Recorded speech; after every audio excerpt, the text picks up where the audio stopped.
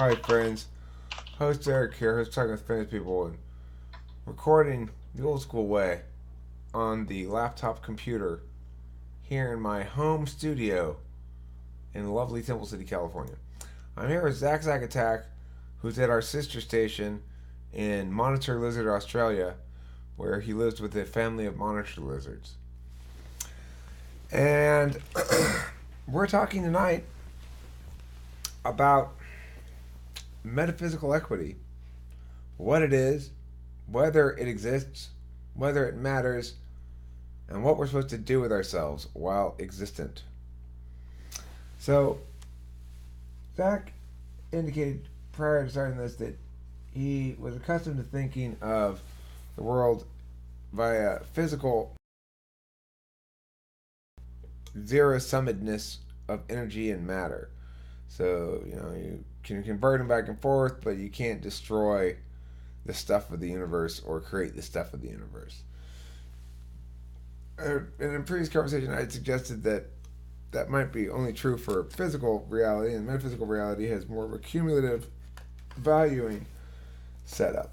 That is to say, our human understanding of ideas and ourselves and other people and relationships and stuff, all those understandings make up pieces of knowledge that can be shared with other people and enable them to shortcut their way around having experiences, so to speak. So if I wanted to know that it's a bad idea to put my arm out the window while in the school bus, maybe I just need to see a safety video from the school bus that should tell the story of little Timmy who got his arm torn off when he put his arm out the window, and that'll scare me out of doing it, maybe. So that's the idea of communication as a efficiency multiplier. So the question then arises, what are we supposed to do with ourselves in a universe in which it's possible to build value rather than flail pointlessly in a zero-sum game? Beings are meant to do with themselves in life.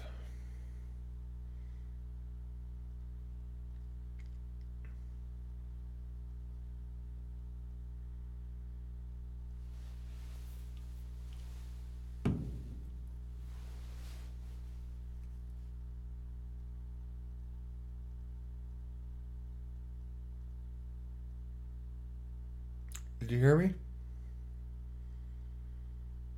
Was that directed to me? Yeah. What do you think people are supposed to Oh, do in with themselves in life? um, I guess my standard answer would be something along the lines of seeking like a greater depth of like experience or greater depth of emotion or more like complexity in their lives in, or So something. changing the self.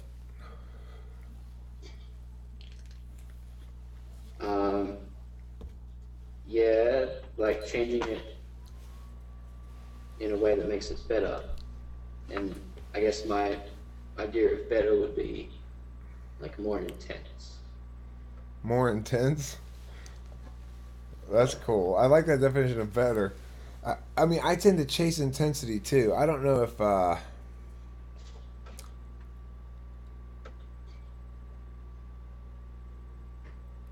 works out particularly well for me. I think it's smarter for a feeler to chase intensity because they know what intensity they can trust and what intensity they can't because they have a good sense of their own feelings and sort of like the introverted feeling fireworks of intense situations are something that they can probably navigate more successfully than me. But I too am drawn to intensity just because perhaps that's when I really start to feel things. Yeah, like I don't know if I think that's kind of a surface level explanation of like what I'm trying to articulate. Okay. Like you could see the intensity as like, you know, deeper emotions or like a more chaotic life. But it might also just be um, like starting a family, which the chaotic emotions and everything would come from that. Like would be a side effect of that.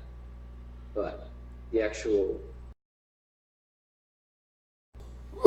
thing that you're doing is that you're like bringing like new lives into the world or something, and that's like that to me would be the goal.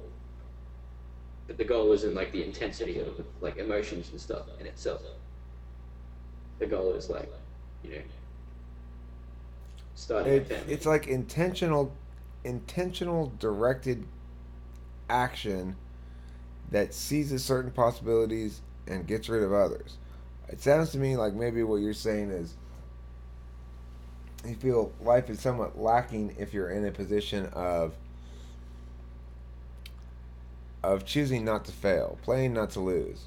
If you're playing not to lose, then that would be a bad way to approach life because you're just sort of trying not to make any decisions because you might make a wrong decision or you're not really sure of anything, and then you kind of just default fumble your way into the failure of indecisiveness in that regard. Would you say that's a good thing to contrast it against? Um, not it's not really what I had in mind, but um, it that sounds like a fair enough statement to make. Right.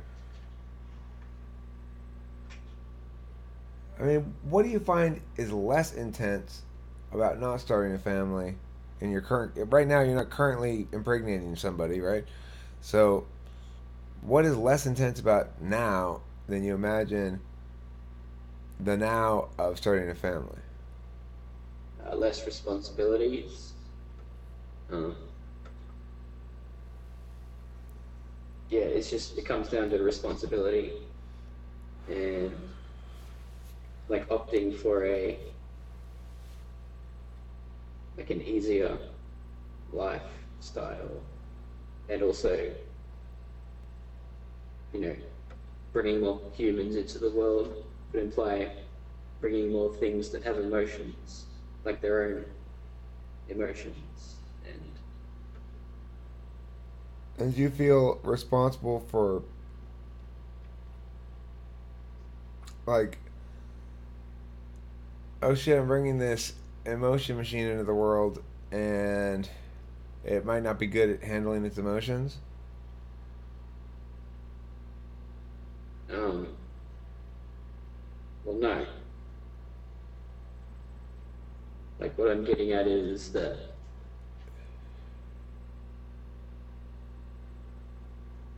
well, Are you saying the it might, emotions you it's not that feel? I'm concerned that it won't be good at handling emotions. It's that would I be able to equip it with the tools necessary to be good at handling emotions? So yeah, I guess so. Are you concerned at all about the emotions that you might feel, given the fact that having a child is emotionally risky?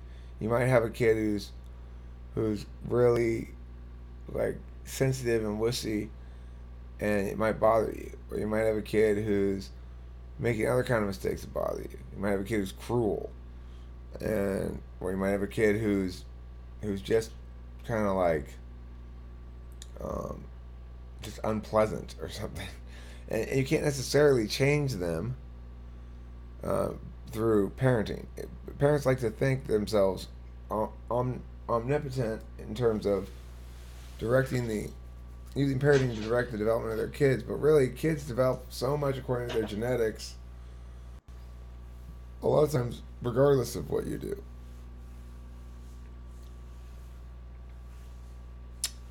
But I wonder if you feel emotion. You're concerned about like the emotions you're gonna feel if your kid doesn't come up, or if you're actually thinking, God, that's a lot of responsibility. I'm gonna have to work hard, or what? Um,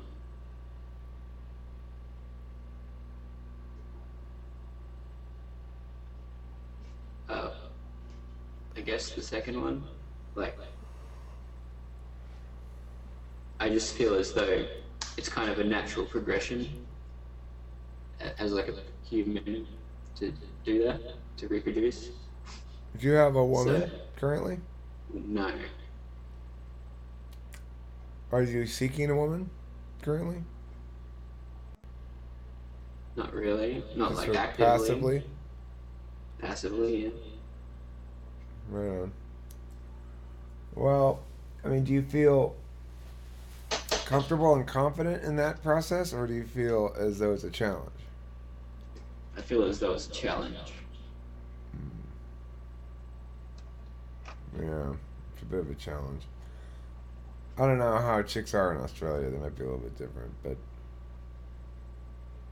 it's definitely a challenge. There's so many variables that have to align, and increasingly, individual people expect more and more of the variables to actually align for the person to be good enough. And so it's like the more people you can successfully interact with and meet and get to know a little bit, the more you realize the diversity of choices you have, and the more you start looking for something that's like really perfect, which means it becomes increasingly harder for any individual on individual interaction to manifest as something more than just a casual interaction or whatever.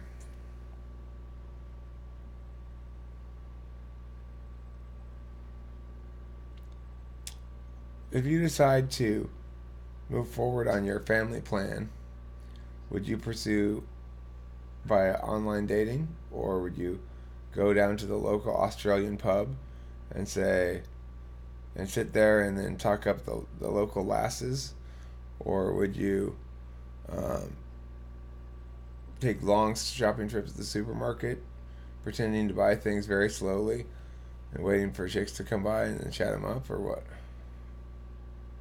Um, well, I think the best way to meet someone would be just through activities that you're both interested in. So, for me, that would be like doing some sort of environmental volunteer work. Like, I've met people, doing tree planting, like the volunteer work, and um, sea turtle conservation. All right, well, Is another Zach, thing what that I've about done. this possibility? Okay, there's a woman, she's not an environmentalist at all, but she just likes scaring birds as a hobby. Now, is that going to be okay? Are you going to be able to, if she's scaring the birds for the wrong reason, do you still want to hang out with her? Um, no, Okay. because like I don't scare birds because I like doing it. I do it because I get paid to do it.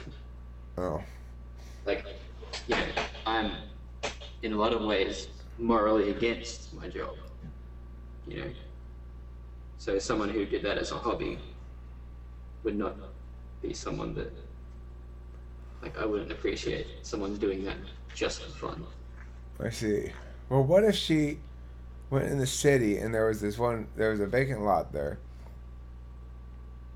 and in the vacant lot, there was a rare species of prairie chipmunk that had taken up a family of them in the vacant lot, and she, as her hobby, would stand in front of the vacant lot and shoo people away from walking past the vacant lot because she was concerned that the noise of the passing foot traffic would waken the the prairie chipmunk while it was sleeping. Now, is that too hardcore for you, or are you still gonna be like, no, I'm down with that. Let's go save that prairie chipmunk's ears from unnecessary noises. I'd be down with that. You're down with it, okay. All right. Well, I like environmental stuff too. I consider myself a bit of an environmentalist. I've been really happy about the rains here. Made me very happy because it's been really sad to see the environment suffer from the drought. And I do support a lot of environmental legislation, even. I think it's a legitimate role of government to play. But I note that Australia's ill-fated carbon tax went down the poop chute. I don't really know much about that, personally. Well, yeah. I don't really do any kind of volunteering of any sort. I probably should. Be good.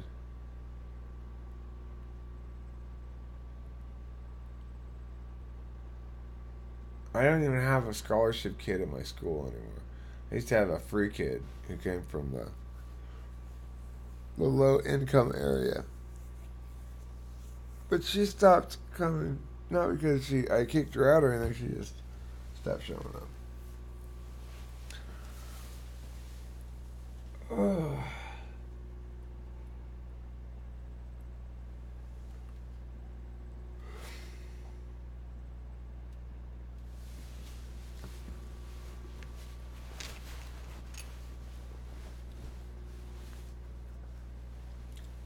So how would preserving like the natural environment, how would that tie into metaphysical wealth? Well, um,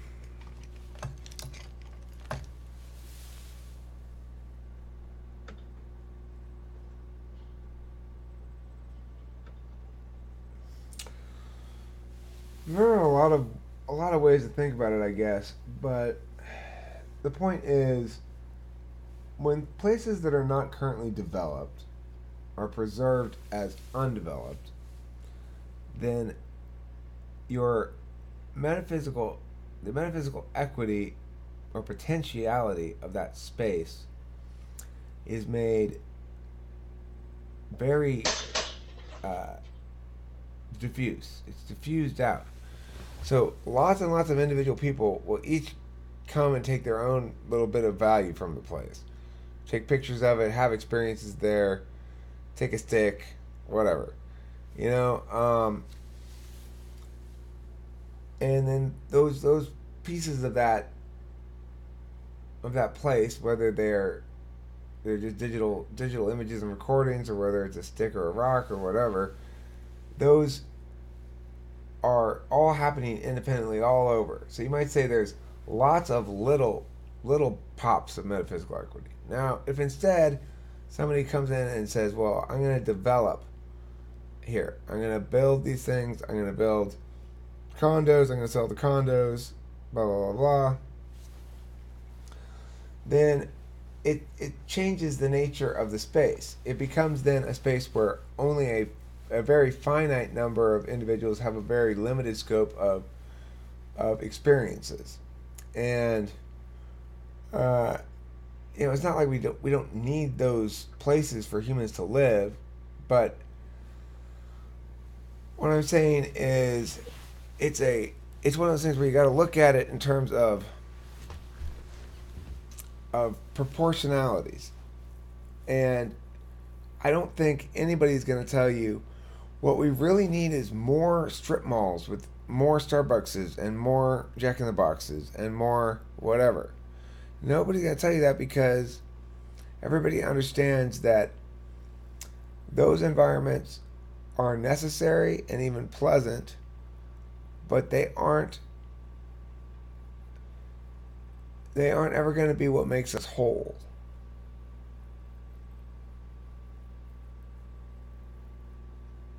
And the kind of metaphysical equity you get out of experiencing the world,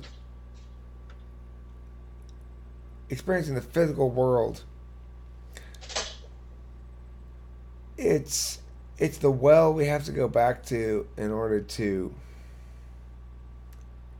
sort of like clear the palate, you know? It's not an easy argument to make, though. I'll tell you that. As you can hear me kind of struggling with it a bit. To try to justify environmentalism is to is to argue on the statist team, to argue in favor of government.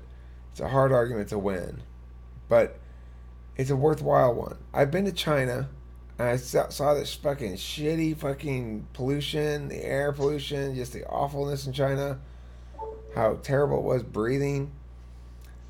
And I lived in LA when I was a kid before all the strict carburetor things, car shit went down. When I was a kid in LA, we used to have terrible smog. Now, on our worst smog days, it's not as bad as a light day in Shanghai. So I believe in environmental regulations. I've seen them work, and I've seen the fact that you know it's shared shit that's either going to be free and accessible or not.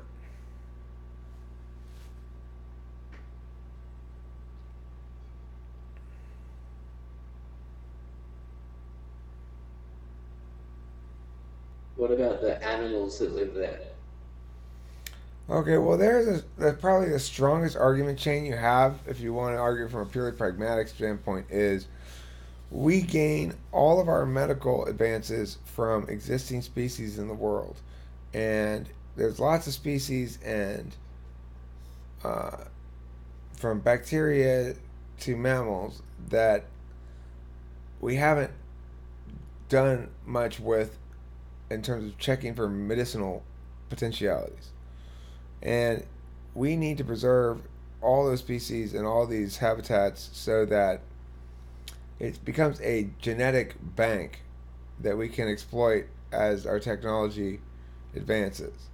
You don't want to throw away resources that you're going to need a few years from now just because you don't need them now and you don't quite understand why you're going to need them. Trust me, we're going to need it. That's a good argument chain for preservation. I mean, obviously, the thing is, we have these sort of moral objections to killing and to rendering dead via habitat destruction other living agents for good cause. We should find it unpleasant, at least. And I think there's absolutely a moral component to it. But I'm hesitant to walk down that path and make moral arguments for it because I don't really have a metaphysics that can account for animals as having any sort of rights, which means it doesn't really fit with my metaphysics. But I still think we have a moral obligation to save the planet to the extent that we can, without a lot of coercion, if possible. So you don't really have a stance on veganism?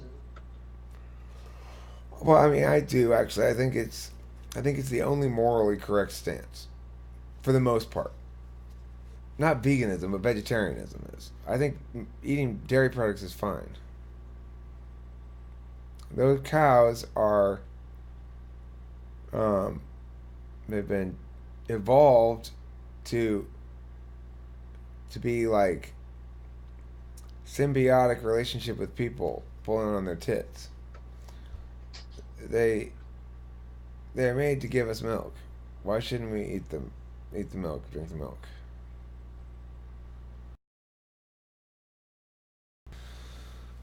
So,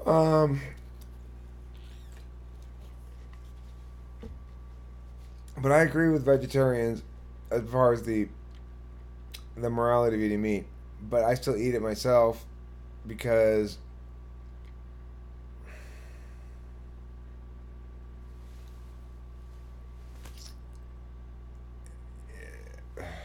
I don't have the fortitude. I don't have the moral fortitude. I don't have the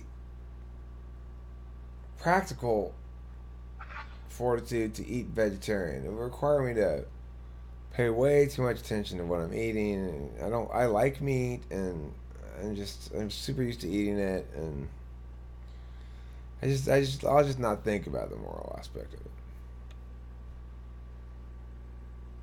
So you don't have any moral um, Like, there are no rights violations for plants, are there? No, and there's no rights violations for animals either, according to my metaphysics. It doesn't mean it's not evil to torture animals. It is, but it's not because it's a rights violation. What about plants? Yeah, there's no rights violations for plants either. But I do actually think. Are they different from animals, though? Well, I mean, I feel really bad when I look at a plant outside on the patio or whatever, and it's dying. It's like starving for water because I forgot to water them. I feel bad. I feel like, you know, oh, you're a bad plant parent, Eric. I feel sad for the plant. So I don't. Is there a big difference? I mean, I think every living thing is an agent. It has will of some sort. It has intention. It has experiential pluses and minuses of some sort. And so, yeah, I think it's bad to kill plants unnecessarily.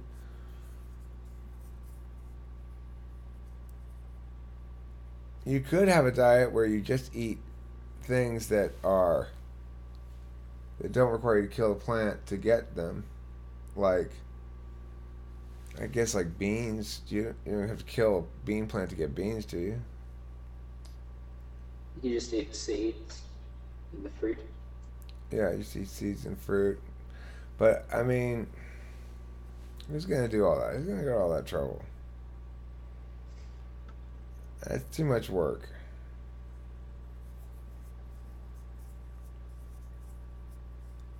You just got like everyone else is having a delicious meal of like steak and mashed potatoes and stuff, and then you're sitting there with the big bowl of fucking sunflower seeds and walnuts and shit. Oh, this is delicious. This is so moral. This tastes so ethically pure.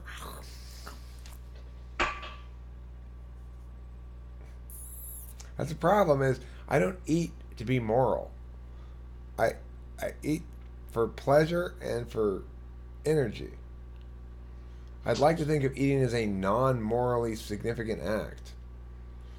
But I concede the points. I mean, I can't win the argument because vegetarians are right.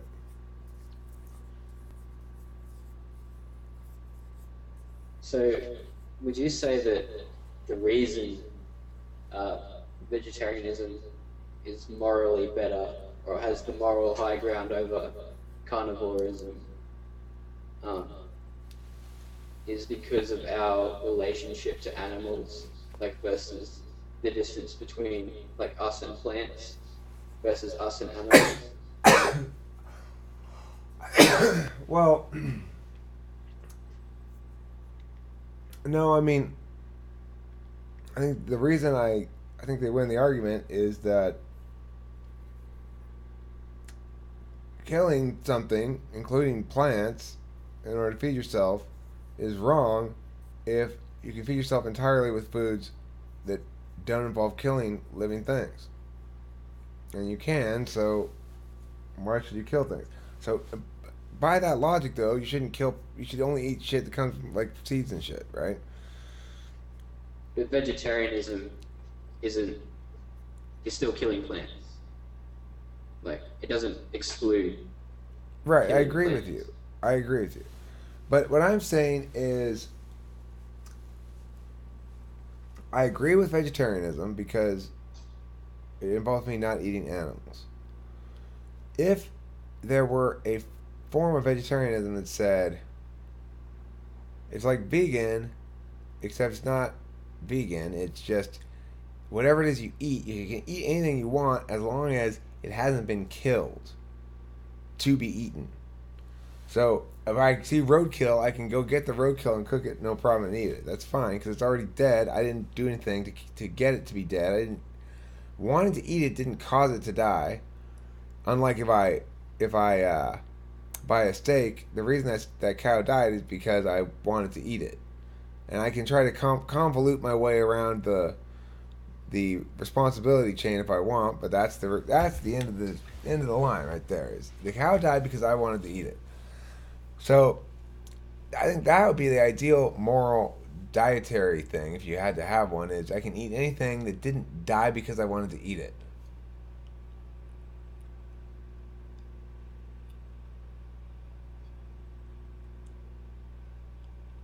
So dairy would be fine. It doesn't kill. They don't kill dairy cows to get the milk out of them.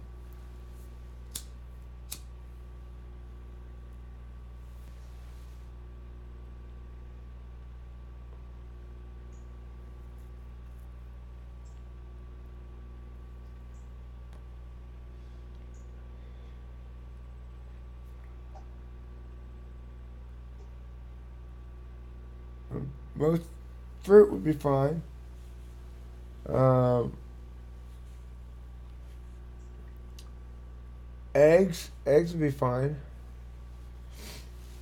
as long as they're not fertilized.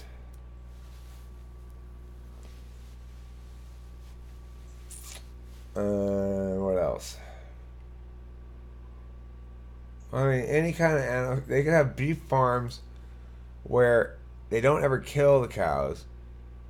They just wait for them to die of natural causes. And then they slaughter them at that point. And there could be a rule that, for humane reasons, when the cow is experiencing a lot of pain in its retirement years, the last like year of its life, if it starts experiencing some health problems, then we can allow euthanasia in certain cases to to have the moment of death more planned out, I guess. Or maybe there could be a rule that you only kill a cow. How long do cows live, do you think? Like 25 years? You have a rule that says you can only kill a cow after it's been alive for 20 years. And it's now showing signs of serious health problems.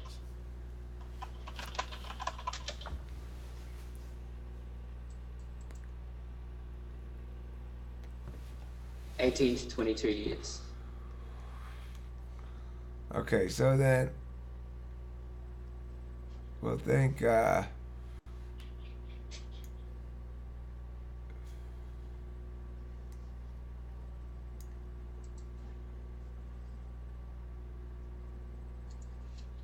are good comments, Clint, if you're still here. I'm sorry I didn't respond to them previously. Okay. That, I think, is going to bring this exciting video to a close. What was the topic of this video? Metaphysical Equity or energy? equity. Yeah, metaphysical equity. Metaphysical equity. Get some today. It's cheap. It's special. It's magical. And it's fun. It's fun like a day at the fair.